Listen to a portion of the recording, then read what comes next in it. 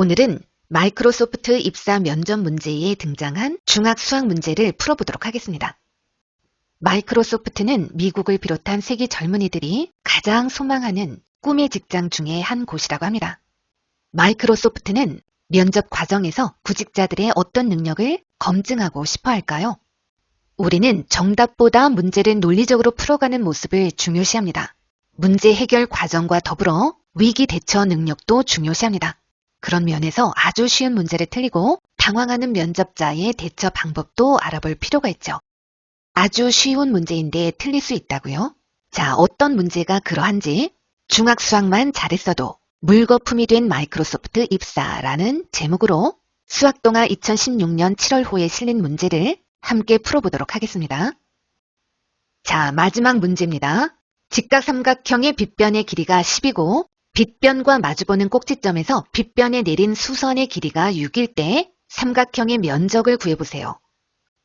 이런 쉬운 문제를 빗변의 길이가 10cm, 높이가 6cm인 삼각형의 면적은 30제곱cm입니다. 다시 생각해 보십시오. 확실합니다. 답은 30입니다. 아쉽지만 틀렸습니다. 네? 왜 틀린 거죠? 2016년 5월 16일 미국의 한 질의응답 사이트에 마이크로소프트 면접 문제 하나가 올라왔습니다. 글을 쓴 사람은 자신의 친구가 이 문제를 풀지 못해서 마이크로소프트 입사가 물거품이 됐다고 합니다. 우리는 대부분 주어진 문제를 푸는 것에만 익숙해져 있어서 당연히 주어진 문제에는 오류가 없을 것이라고 생각합니다. 이 문제의 정답은 문제에 오류가 있다는 겁니다. 즉, 이런 삼각형은 존재하지 않는다는 거죠. 자, 이 문제는 중학교 2학년 수학에서 배우는 삼각형의 외심과 관련이 있습니다. 외접원이란 다각형의 꼭지점을 모두 지나는 원을 말합니다. 삼각형의 외접원은 삼각형의 세 꼭지점을 모두 지나고 있죠. 외접원의 중심을 외심이라고 합니다.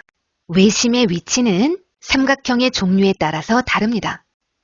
예각 삼각형은 삼각형의 내부에 외심이 있고 둔각 삼각형은 삼각형의 외부에 외심이 있습니다.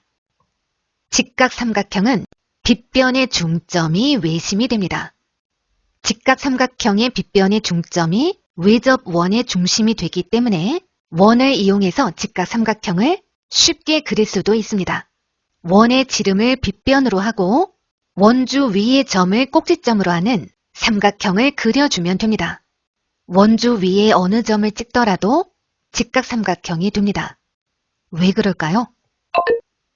점 O는 원의 중심이므로 점 O에서 꼭지점 A까지의 거리, 꼭지점 B까지의 거리, 꼭지점 C까지의 거리는 모두 같습니다. 원의 반지름이죠. 삼각형 OAC는 이등변 삼각형이므로 두 밑각의 크기는 같습니다. 삼각형 OBC도 이등변 삼각형이므로 두 밑각의 크기가 같습니다. 삼각형의 내각의 합은 180도, 따라서 A 더하기 B는 90도입니다. 자, 이 직각 삼각형의 높이는 꼭지점 C에서 빗변의 수선을 내렸을 때 이 수선의 길이가 되겠죠. 이 수선의 길이는 꼭지점 C의 위치에 따라서 달라지겠죠. 직각 삼각형의 꼭지점 C에서 빗변에 내린 수선의 길이가 가장 길 때가 언제일까요? 바로 외접원의 반지름과 같아지는 경우겠죠. 그럼 문제를 다시 한번 풀어볼까요? 빗변과 마주보는 꼭지점에서 빗변에 내린 수선의 길이는 외접원의 반지름인 5cm보다는 작거나 같아야 되겠죠.